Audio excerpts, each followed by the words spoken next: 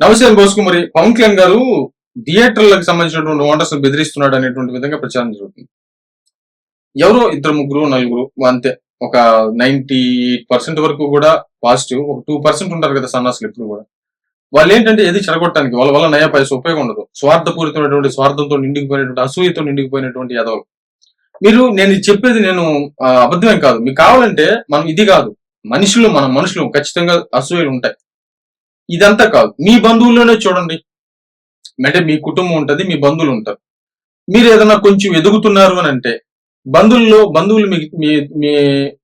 అంటే మీ ద్వారా చూపించేటువంటి, మీ మీద చూపించేటువంటి ప్రవర్తన ఎలా ఉంటుందో ఒకసారి గమనించండి. ఏముండదు, అసూయతోటి గొడవలు పెట్టుకుంటుంటారు, ఆ పనులు జరగకుండా చూస్తుంటారు, మీ మీద అబద్ధ ప్రచారం చేస్తుంటారు.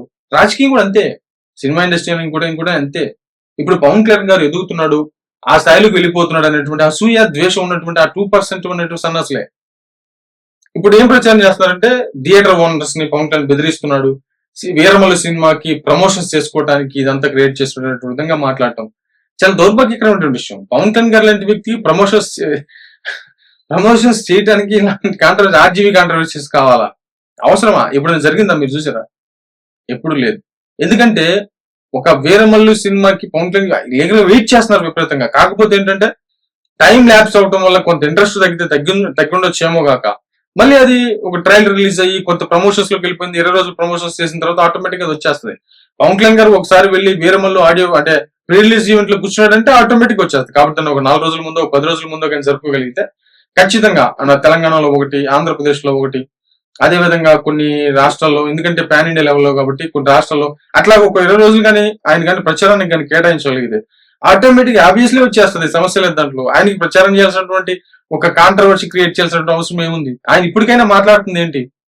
థియేటర్ల పారిశుద్ధ్యం ఎలా ఉంది, థియేటర్లకు సంబంధించినటువంటి ఈ రెంట్కి తీసుకుంటున్నారు కదా, వీళ్ళు కరెక్ట్ గా ఆదాయం ప్రభుత్వానికి ఇస్తున్నారా లేదా అనేటువంటి దాన్ని మాత్రమే ప్రశ్నించాడు ఆయన.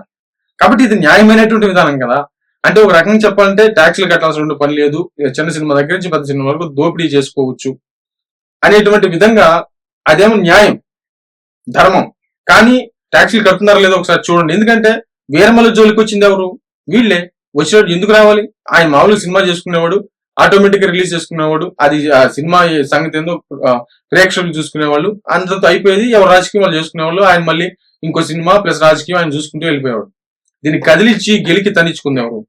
నిద్రపోతున్నటువంటి సింహాన్ని మళ్ళీ లేపి జూలి విదిలిచ్చి ఒక తన్ను తన్నిచ్చుకుంటే మళ్ళీ 4-5 సార్లు గోలపడి మళ్ళీ లేచి అవసరమా ఇదంతా? నువ్వు సింహం, నువ్వు నన్ను కొట్టావు, నువ్వు నన్ను కొట్టడం కరెక్ట్ కాదని చెప్పేసి మాట్లాడటం ఎంతవరకు న్యాయం? ఒకసారి ఆలోచించండి. ఎందుకనంటే అంత అవసరం అయితే ఖచ్చితంగా లేదు. థియేటర్లకు సంబంధించిన యజమానులు ఆయన బెదిరిస్తున్నటువంటి పరిస్థితులు కాదు. ఎవరైతే సినిమా థియేటర్లను చేతుల్లో పెట్టుకొని రాజకీయంగా దాన్ని యూజ్ చేస్తూ పవన్ కళ్యాణ్ గారిని దెబ్బ కొట్టాలనేటువంటి ప్రయత్నం ఎవరైతే చేశారో వాళ్ళకి చెప్పినటువంటి విధానం నేనైతే ఖచ్చితంగా వినపడుతున్నటువంటి పేర్లు అరవింద్ గారి పేరు, సురేష్ గారి పేరు ఖచ్చితంగా వినపడుతుంది.